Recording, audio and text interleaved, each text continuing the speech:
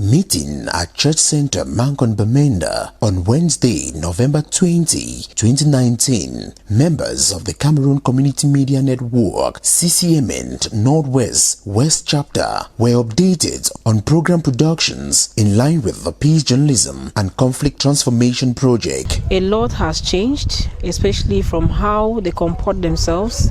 A lot has changed, especially how they equally go for stories that do not even pay them, but they go an extra mile to do stories that actually impact the direct community, like touching on those people who really have issues that have been bothering them every day, and we don't get to listen to their own side of the story.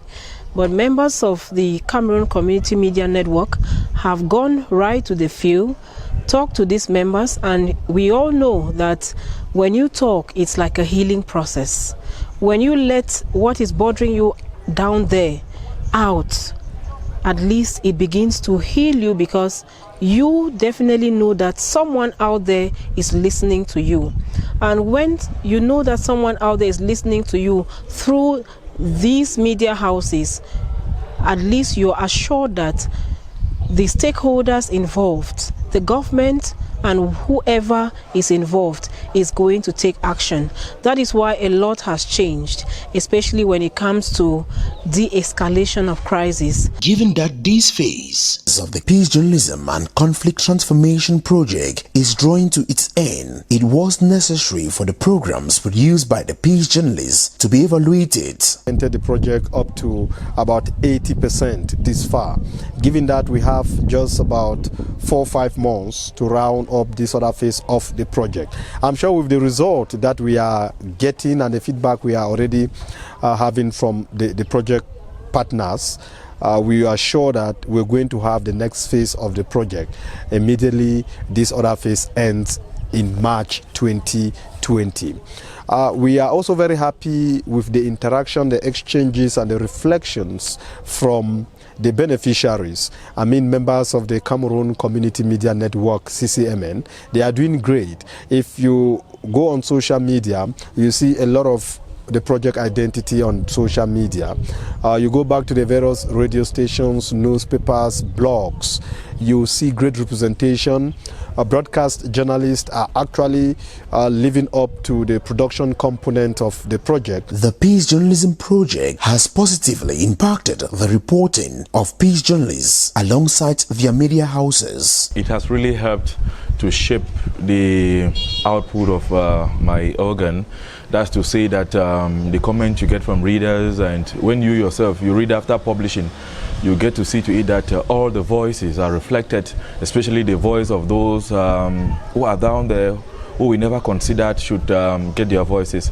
I will just take this opportunity to also say a very big thank you to the project, because when we come as journalists, we sit, we evaluate, we see how far we've come, how far we can still go. It helps us to shape the future, and by so doing, we are contributing our own quota to de-escalate the crisis. In line with her mission to continue preaching peace, the network in the future will equally be focusing on the Sustainable Development Goals.